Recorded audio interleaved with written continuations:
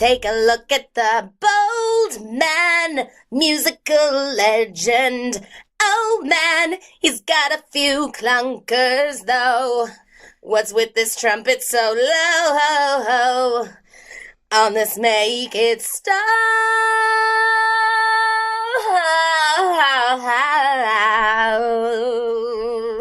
Very nice. Right? Yay. Hello, Stoppies. Hello, Stoppies. It's me. I'm hungover again. What a surprise. We just got back from Montreal. Montreal. Shout out to our Montreal Stoppies. Yeah, shout out Montreal to Chuggo. Stoppies. Shout out Chuggo. I know you're listening. Yep. I gotta figure out a way now that I'm 30-something to, like, I don't know what you're supposed to do on vacation other than binge drink. Well, that's what you do. You just gotta hydrate. I mean, the first night in Montreal, there was no amount of hydration that was going to save us from that hangover, but God, was it worth it. Yeah. Shout out to Andre Wynn of Big in Japan, who gave us a pretty incredibly hospitable welcome to Montreal on Friday night when he locked us into his bar and forced us to take like 7 shots while talking about Boston sports. Yeah, this is a true story. This is a real thing that happened. We got locked in the bar. We did. And then fed shots and we smoked were, like, inside. Smoking. Maybe this is gonna. I hope we don't get him in trouble when, if we like blow up in 2 years. Oh, sure. Go through the back episode. He'll be thrilled. Like, some Montreal Montreal is like, look at what these podcasters said about him keeping his bar open illegally and smoking in it. Oh man, I don't know. Montreal they're not as uptight as us Bostonians. I don't think they give a shit. It was amazing. It was so much fun. As long as everything is written in both English and French, you'll be all right. Yes, right, exactly. Yeah, it was a fun time. I'm feeling just fine. I'm garbage. I'm a garbage man. I'm drinking a Briggs Hard Seltzer. Shout out to Briggs Hard Seltzer. They are a local Twisted Seltzer Company. You know, that's my new band name that I'm going to start, called Twisted Seltzer. We'll be a pop punk band, get it? I was going to say you'd be a Twisted Sister cover band that changes all the lyrics to be about seltzer. To be about seltzer, so we could do it like the Pizza Underground or like fucking Oakley Dokley or whatever. Yeah. Be just a joke band. Let's see if we can come up with one now. What's the, I want some seltzer! I don't know, dude. Hey, can I have one of those? Yes, you sure can. I might spruce up after I drink a hard seltzer. We are gonna drink it. Yes, we're all gonna drink it. We're gonna drink some seltzer with our friends. That's so wholesome. That's so much more wholesome than the songs we were singing over the weekend. Oh my God. Can we tell the Stoppies about that? Yeah. I mean, well, we just started making songs about Tom Brady kissing his son on the lips. He was so good. Like, it started just as that, like... and you can tell all your friends I kissed my son on the lips. And then somehow it devolved into just doing songs about fathers fucking their sons. You might as well be fucking on your son. So you can, if you're bored and you're looking for something to do, you can have a lot of fun with this conceit for days. Yes, please. It has gone on for days. Stoppies, please tweet at us at Make It Stopcast and tweet us your best father fucking remix of your favorite song. We even did one for the artist that we're talking about today. Yeah. So I guess let's start. Let's do that. Let's start the show. Let's do the tagline I first. was just about to say. Great minds. Well, how about it? Let's tell them who we are and what our show is. You're listening to Make It Stop. Bad music. Good times. And I'm one of your hosts, Heather Mack. I'm your other host, Mike Dunn. Yes, indeed. We're guestless today because we have a special format episode. Oh, yeah. That comes but once a season. We're doing the bottom 10 worst David Bowie songs.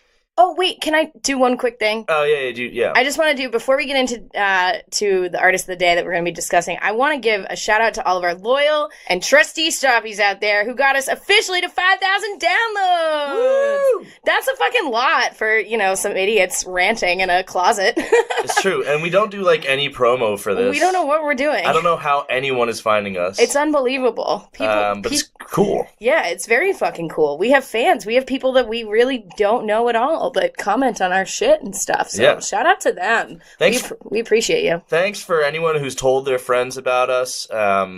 Spread the word at all. Like, I literally have no idea how we got to 5,000 downloads. I know it's, peanuts to some of the big shot podcasters, but it means a lot to me. Sure does. Because I'm a musician, and I guarantee no one has listened to anything else I've done 5,000 times. I know, that's what I think about. I'm like, have I ever gotten 5,000 views on anything? Or, any of my songs hit 5,000 listens? Like, nah. I think if you added up everyone that ever went to any of my band's shows, it would be significantly less than 5,000. It would be like, I think if you added both of them together, that's not true.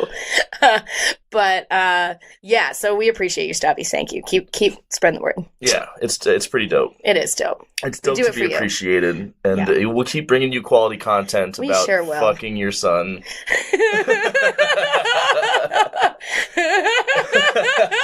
God. Oh my God. It's too easy. It's too good. So we do this thing occasionally where we will take a legendary, respected artist. Yes. Someone who is in the canon of the all-time greats, and we find the worst shit they ever did. Yeah. So we've done that this time with David Bowie. He is one of my favorite artists. Before we really get into things, I want to address what might be the elephant in the room, something that I'm sure people will at us for if we don't at least mention it, which, people I'm sure will say, you're going to do an episode taking down David Bowie and not even mention that he was a pedophile sort of thing. Mm-hmm. And we mentioned it. And it's, he did have relationships with 15 and 16-year-olds, right? Yeah. Sable Starr and not a good Laurie look. Maddox. There are two notorious underage groupies around in the 70s. Mm-hmm. New York groupie scene. I don't want to say anything other than condemnation for that. I do want to say that I think if you look at what was going on in the music scene of context. The time, anyone who was a famous musician in the 70s probably had sex with at least one teenager. All your heroes are pedophiles. They were brought into they were led into the clubs. It's not even a matter of like back in the 70s, like it was the type of thing where people were willing to look the other way. It was the type of thing where in the 70s it was like a celebrated expectation of like, oh yeah, you were a famous rock star, here, you've earned this type thing. There you go. They would let these girls into the clubs. It was part of the culture. And the best you can hope for from any musician of the 70s is not that they didn't sleep with a teenager, but the best you can hope for is maybe they feel bad about it now. It's absolutely correct. So that's out of the way. We can get into that more in the comments or some shit if you guys really want to. Yes. With that being said, what do you think of David Bowie? No, I love David Bowie. I really got into David Bowie with all of our friends at UMass.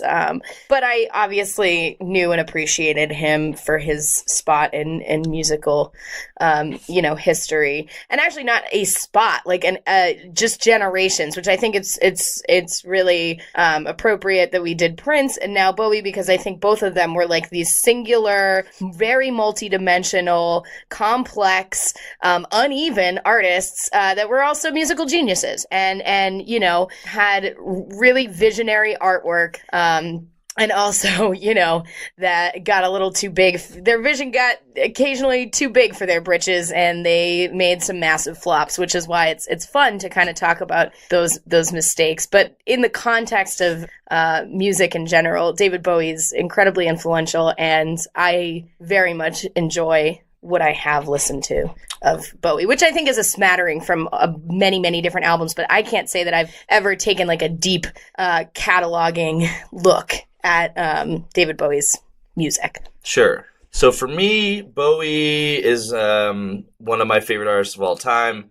I have listened to every one of his albums. That's unbelievable. How many albums has he put out? He had made 20 albums, I think, by the 90s or the early 2000s. I think maybe 19 plus the live albums. I've listened to the live albums too.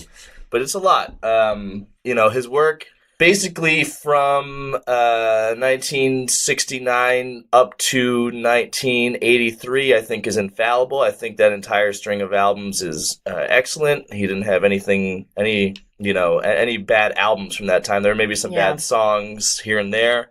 But then I think that, bit of a stumble. As someone who has gone through the whole catalog all the way up to Black Star, really things got a little rough in the 80s and the early 90s. I think that is a time generally where artists that sort of made their bones in the 60s and 70s, like across the board, really stumbled trying to adapt to the sounds and trends. Yes. You know, there were new things going on in music with synthesizers and production techniques that just were not harnessed well by people who were not entrenched in the scenes that those sounds, were invented in. Yeah, there was a lot of like, I'm at the, cruise line buffet and I'm going to eat the crab legs and the fucking lobster and the steak and I'm going to have a tummy ache because I tried to do everything and it hurts. Yeah, and also I've never had shellfish before. Yes, and I'm allergic. I'm just eating the shells. Yeah, exactly. My throat is swelling up. I'm singing in a really affected, like, pseudo-Jamaican, pseudo-French accent all of a sudden. What's going on? Yeah, oh man. Oof. Yeah, that's the thing. That's a thing. I put that accent in my notes. Yeah, which one? There's a bouquet. Yeah, so a lot of the stuff on the list today is going to encompass his work during that time, the 80s and early 90s, but I think we have a little bit of variety in addition to that. I deep dived. I listened to some albums I don't listen to as much. I looked online for some discussion, just trying to remind myself what we're working with here. Heather, you did a little online research as well, right? I did. I'm going to give a huge shout out, actually, and we should definitely remember to tweet this episode at him. But Chris O'Leary, there is a journalist who has written a really great, incredible song-by-song breakdown of every single David Bowie song, of which, by the way, there was 27 studio albums and 11 live albums, and then a billion compilations. So that's a lot. But I believe that he wrote, it's actually going to be a book called Pushing Ahead of the Dame. And there's some really great takes, and I have at least one of them that I wrote down word for word because it was so funny. So check that out if you want to really, really, really spend some time in an internet hole. I mean, it's a lot of fun. I love getting into internet holes. Are you talking about fucking your son?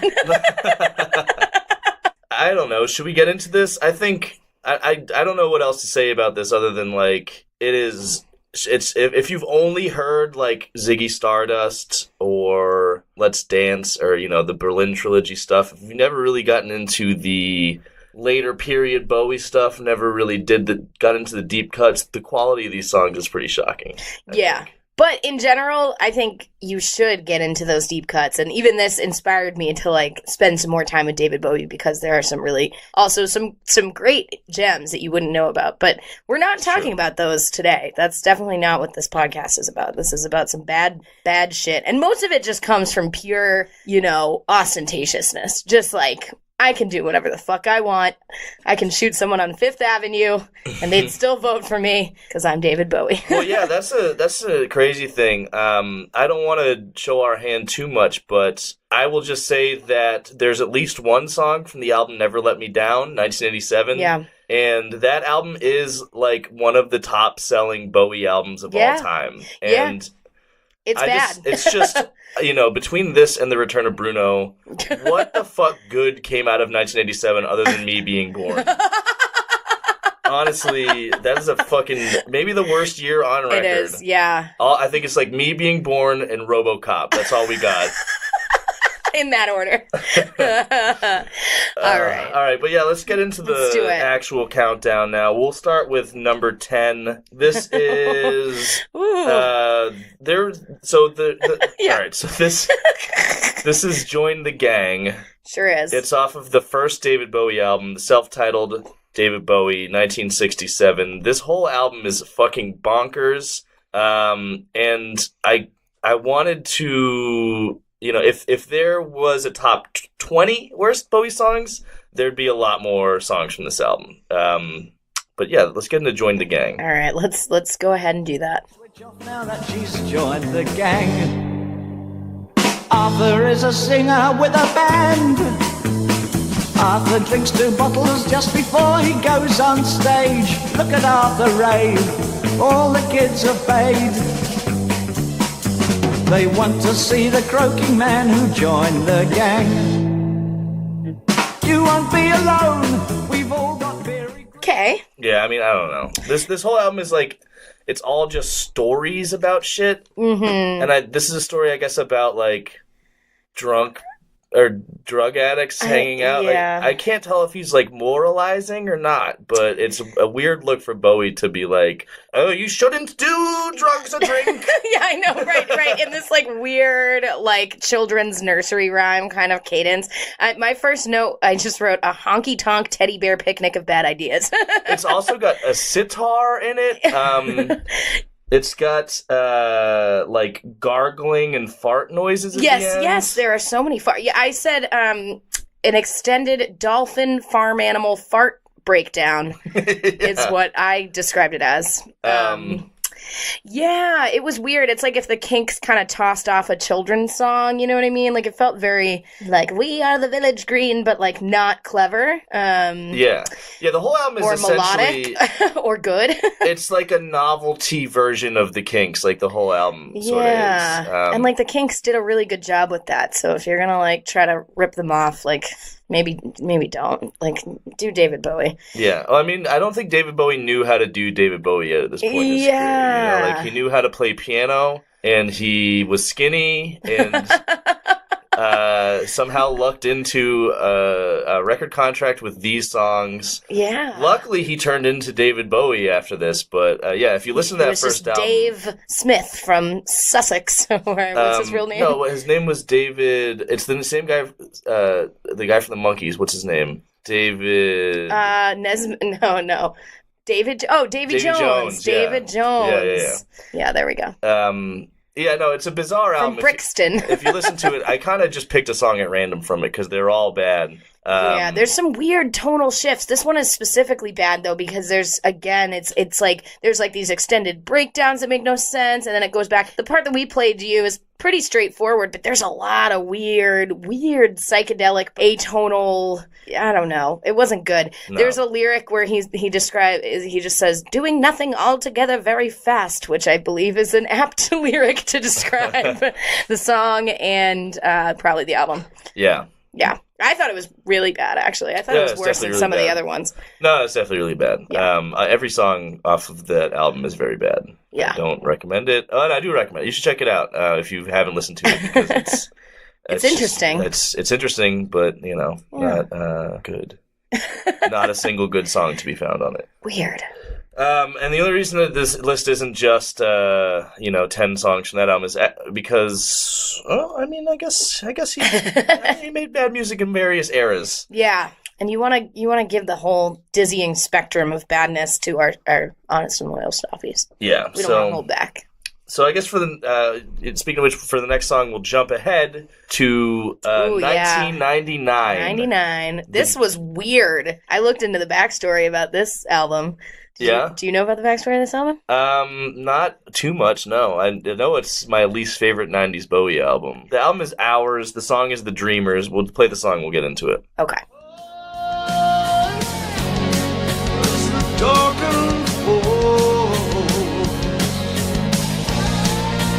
These are the days, boys. Shallow man. Shallow man. Eats in the doorways with his head in. Find your note, David. Yeah. Find a note. Any note. I like sometimes when he gets, like, obscure and occult and, like, experimental, but... No. This isn't any of those things. This is, like, weird adult contemporary. Yes, very adult contemporary. This whole album is, like, new age adult contemporary. The most milquetoast production, overlong, overindulgent, amelodic songs with no hooks. Just... airy synths and fretless bass and like bad have drum that. machines. Yeah, it sounds. This is one of those songs that you can tell like nobody was in the room together. Like everyone was kind of Yes. like, "Oh, patch it in, okay." Exactly.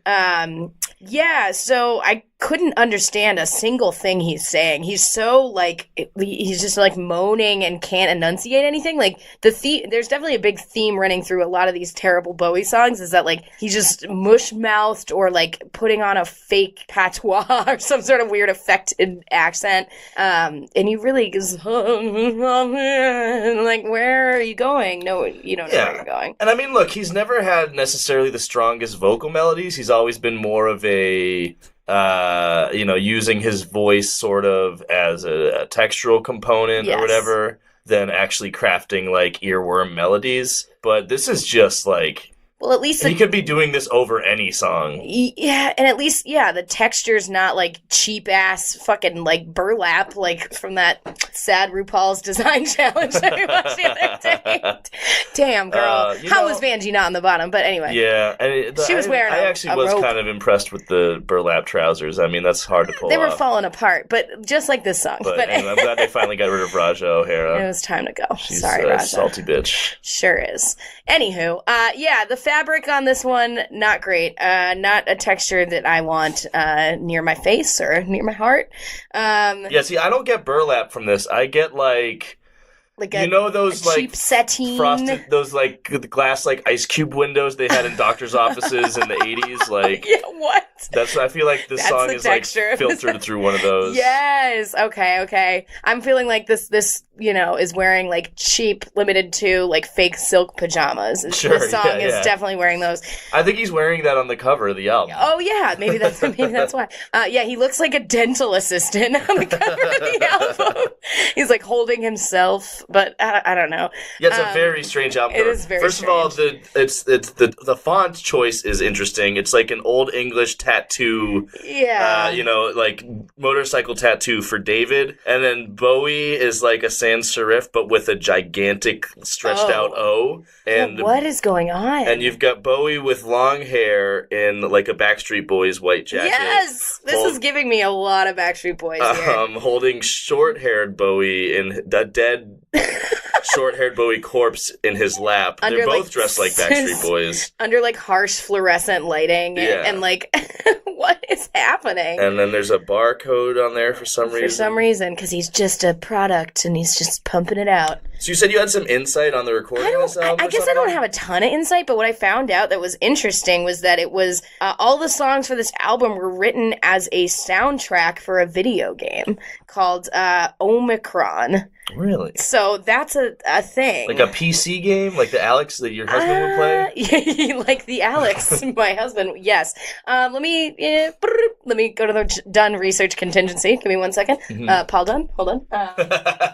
Yeah, so I don't know too much about this album. I just know, like, this is the hardest one from the 90s for me to get through. This is the most adult contemporary, like, which I think is sort of what he was tending towards in general, sort of from, I'd say, 1990 up to 2002. Yeah. But there was some cool, like, there's some cool albums during that period. Like, Outside is a really cool album. It's a very, like, Baroque pop, like, weird album. And, I think Heathen and Reality from the early 2000s were pretty good, even though they had a lot of the same sounds. Like, the songs came together better. This album is just very... It's a slog.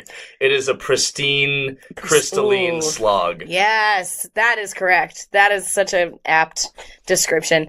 Yes, it was literally written as a soundtrack for a video game called Omicron: The Nomad Soul. That was a Microsoft Windows and Dreamcast game. So if you play that game, these songs are on it? Yes. Oh. Yep. That game must fucking suck. Apparently it was well reviewed, but I'm gonna ask my Alex. Yeah, ask the your Alex if he knows it. The What's the genre of the game? Probably up his alley. It's it's an adventure game. Oh, cool. Is it the type of shit where you have to like interact with the world and type in what you're gonna do. So I could just go up to a character and be like, "You hear this song? This shit sucks. Yes. Are you hearing this?" Exactly. And she will be like, "I don't quite understand."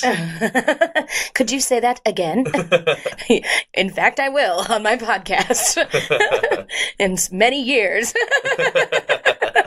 I've been waiting this whole time. Anyway, it's weird. But I guess we can move on. Yeah, I guess. I mean, yeah, that's the only song from Hours we put on there. The first two, like, songs are from probably my two of my, bottom 5 Bowie albums, but the 80s stuff was just too rich for me to not include a ton of, so we'll keep going here. Here's another one, though, not from the 80s. Still jumping around the timeline. This is from Bowie's first cover album. First and only cover album, I believe.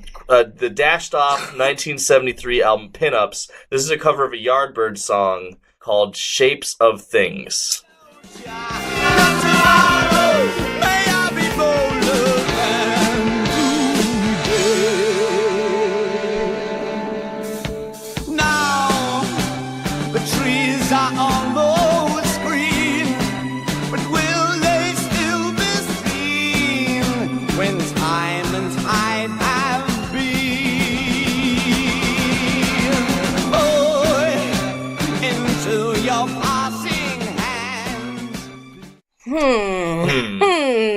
So this is the only entry on the list from, his classic glam rock period, from the Ziggy Stardust era.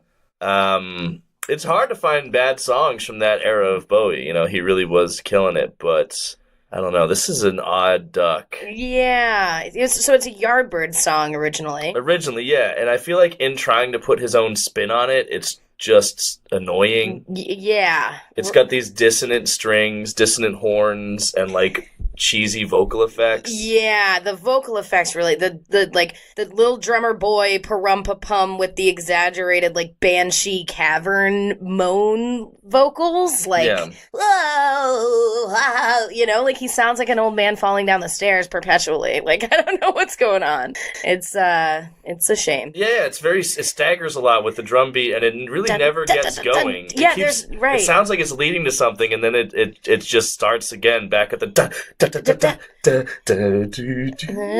yeah, with like in the background. Yeah, this song is like 90% breakdowns. Like it builds to nowhere. Yeah, there's a lot of these. The it's worst. That bridge to nowhere out there in Alaska. Yep. Remember that? Remember when that was all we had to worry about was Sarah Palin? The possibility that she might be vice president who does nothing anyway. Get ready for Trump 2020, folks. Yeah, well, we're all gonna die. Anyway, this one I wrote down like some of his just pronunciations where he says, "Maybe a soldier." It's just, what? Like he's lots of jaw flexing on this one. I don't know. It was weird, but it was it was just a cover. Yes. Why did he make this album? Like, this doesn't even make sense. Why did he, in 1973, early creative, between Aladdin Sane and Diamond Dogs, which are both, classics. Exactly. Put out this fucking, just like you said, tossed off, fucking wank fest of a cover album for some reason. Why would you do that? What are you thinking? Who was thinking this? All right, so here's what Wikipedia says. Okay. According to co-producer Ken Scott, the LP was originally conceived as a complete opposite of Bowie's other albums, consisting of all cover songs except... Let's take the formula that is very successful and everybody loves and turn it upside down. Says nobody. Sorry. Consisting of all cover songs except one original composition, and mainly turned towards the U.S. market, since, quote, he wanted to do songs that weren't known as well in the States as they were in England. Why? Yeah, eventually the plan was dropped. So it's like a charity album for your British bands that we don't care about? I don't... Sorry, I'm sure the Yardbirds are fine. Pinups was the first of two 1960s nostalgia albums that Bowie had planned to release. The second, which was planned to be called Bowieing Out, oh my God, would have contained Bowie covering his favorite American artist, but was never recorded. That was for the best. Bowieing out. Yeah.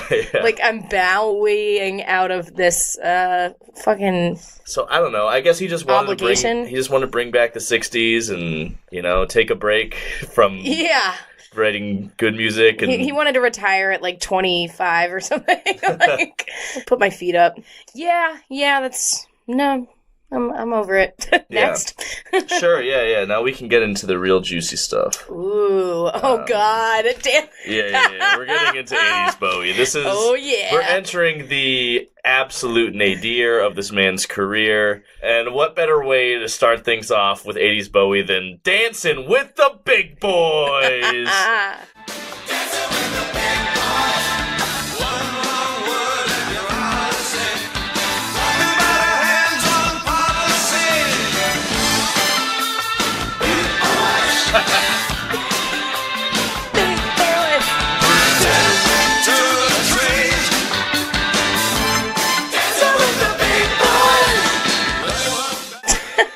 All right, man. All right. We're here. We're dancing with the big boys. Big boys. Yeah, shout out to the Ferris Bueller de Bapa voice that makes an appearance. Wow. Oh, man. Oh, this is almost worse than Bruno. Oh, man. This makes Bruno sound like Joy Division. This is worse than Bruno for sure, I think. It sounds like a commercial for like a new fast casual restaurant chain. Yeah. It sounds like I feel like chicken tonight, Everyone come to Kenny Rogers Roasters. We're dancing with the big boys. Like just a defunct restaurant chain in the Midwest. Just like, oh, man. What is this about? I don't know, Who dude. are the big boys? It's supposed to... I read some ridiculous like interpretations of this, or just, so again, cocaine is a hell of a drug, and he had no fucking clue what he was on about. But he and made some of his best music while in cocaine psychosis. I don't know. You can't blame this all on cocaine. This is also just someone who was a genius in the 70s having no idea how to adapt to the market of the 80s music scene. Yeah, so we gotta make it corporate arena rock with like Bruno saxes and lyrics like "Your family is a football team." Those are the lyrics. Here's some lyrics. Death to the trees. They weren't bad. They weren't brave. Nothing is embarrassing. Dancing with the big boys. It should be embarrassing. Iggy Pop was involved in this one, right? This one had Iggy Pop. For this entire album, Iggy Pop was involved to an extent. Yeah, oh, by the way, this is from Tonight, 1984. I did not know that. I didn't know Iggy Pop was involved. Yeah, he was co-writing some of these songs. Well, that's a shame because I feel like he made good music in the 80s. I feel like he adapted to the 80s better than Bowie generally. So that's surprising. I'm surprised that Iggy Pop let this happen. So according to this blog, Bowie later said it was a chance to burn through a stockpile of discarded lyrics, which sounds absolutely correct when you have stuff like "Death to the Trees." Your family's a football team. And your family's a football team. My guess is that he's talking about alienation in the modern technologically advanced world, but like, it says here that the theme was supposed to be like a little guy overwhelmed by society. Okay, yeah, so that was close. I guess. Well, I'm feeling very overwhelmed. I don't want to dance with the big boys. It does not seem like a good time. That's not my scene. That's not the club that I want to go to. It's like, it's like Doug, the Beats, like, think big, think big, and they're just like outdoing each other with like gianter suits. I feel like that was like David Bowie and Iggy Pop were just kind of like, all right, let's go at each other and let's fucking pump each other up and try to outdo each other or something. I don't know. Yeah, but they did that to great success in the past with Iggy Pop's The Idiot, which was, co-written by both of them, and that's one of the greatest albums of all time. And that only came out, like, I guess 7 years before this. 7 years is a long time of, if you're just doing cocaine every day. But this blog explains that this dot marks your location, that lyric was Bowie's line, referencing a time when he was stuck indefinitely in a New York City hotel and was staring at the fire escape map. First of all, how do you get stuck in a hotel? Do you get locked in like we did in Big in Japan? Or like, what's going on? Cocaine psychosis. So if he leaves, the government will get him. So I guess that's a metaphor for this, like, whatever this album was just staring, being trapped in a hotel and staring at a map, desperately trying to figure out your way out. Yeah, sure. That makes it slightly more interesting to know that at least he was in pain when he wrote this. When he was experiencing discomfort, as I am. Yes. It is uncomfortable and very, very corporate, very emotionless. So far from everything he did that made him great, Like, even, like, a year before this, maybe it was 2 years. No, it was 3 years. However long, it was still the 80s. He did Let's Dance, and, like, that album, that's a corporate fucking album where he's, like, adapting to 80s trends. But somehow, like, there are songs there that have, maintained relevancy to today. There are classics on that album. Fucking Let's Dance, Modern Love, the other one, I can't the other one that was the god damn it. Anyway, he was making good music, like, not long before this. I don't know what happened exactly in the mid-80s. Maybe he stopped doing cocaine. Maybe that was the problem. Something was off. The cocaine titration levels were out of sync. Yeah, I don't think anybody stopped doing cocaine in the 80s. That's true. Just go ahead and say that. Dancing with the Big Boy. It's just so comical. It's so cheesy. It's so dumb. It is. That's the one word to describe pretty much every song from here on out is cheesy. Yeah, cheesy it is as fuck. Depressingly cheesy from like a great man. Just like an Alfredo pasta at a fast casual restaurant chain in the Midwest. Oh, yeah. Like a pizza at McDonald's, so to speak. Shout out to that podcast. Go check that out. Talking about falling into holes of art and whatever. I don't know what that is, but it's a hilarious podcast. Just asking the simple question, whatever happened to pizza at McDonald's. So for 111 episodes. 111 episodes. I'm on episode 24. It's getting fucking real weird. Shout out to a real one. Yes. All right. Shall we move on? Yeah, we'll jump back into the 90s again now. This is 1997's Earthling. The song is called Law. Earthling's on fire. A wallet jumps, and money flies into the midday sun. With the sound of the ground. With the sound of the ground. With the sound of the ground. With the sound of the ground.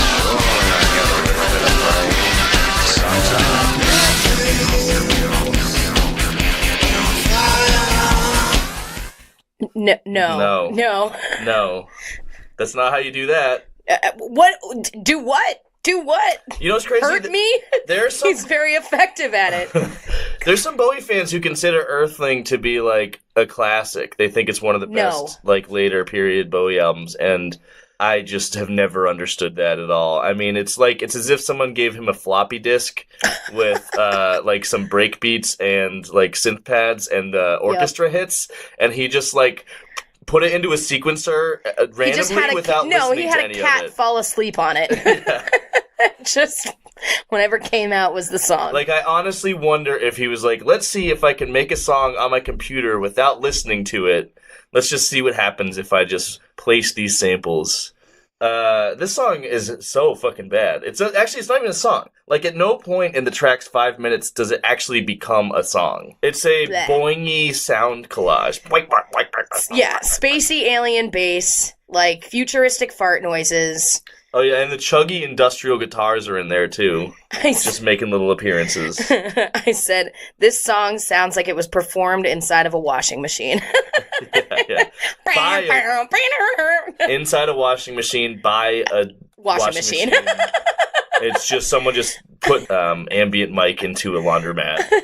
And then played a BC Rich through a like fucking 10-watt amp in the back room.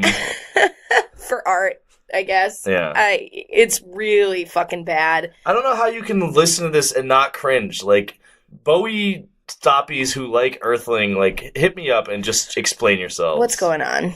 Like, I know that maybe the Trent Reznor remix of I'm Afraid of Americans That's great. was pretty good. I love that song. Yeah, but have you heard the original? No. No, it sucks. This fucking album is trash. I'm saying it. Okay. Yeah, I mean, I'm definitely agreeing. If this is the only experience I've had with this album, and it's a weird album, shockingly man. bad. It's a lot of drum and bass and industrial guitars and like Bowie experimenting with like electronica in ways that just do not come together ever. Yeah, they're describing this like one of the like genres I saw describing this was like drum and bass. I'm like, this is not fucking drum and bass. Like this is.